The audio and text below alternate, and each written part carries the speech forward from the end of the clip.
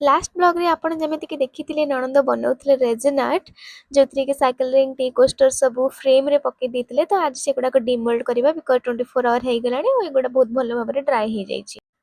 जेहेतु एटा fast attempt थिला से अनुसार एटा बहुत ही भलो होईची आ हां गोटे स्किल सिखिबा को हेले फास्ट अटेम्प्ट तो नबा को पड़िबो जदि फास्ट अटेम्प्ट आमे नहीं गेले तो लास्ट जाए पहुंचबा को बेसी समय लागिबनी तो सेमिति रेजिन आर्ट एबे तो इथरे से ड्राई रोज पेटल बहुत सारा मोती जिंक सब देकी करिथिले बहुत ही बढ़िया होईची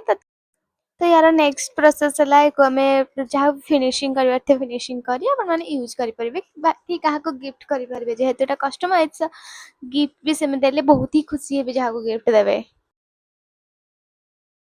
तो नेक्स्ट मॉर्निंग जेहेतु वर्षा होउथला तो पूरी तरकारी टिके हेला पूरी तरकारी ता सह टिके चा पी दे हमें बाहरी गलो मन तेंती काम रे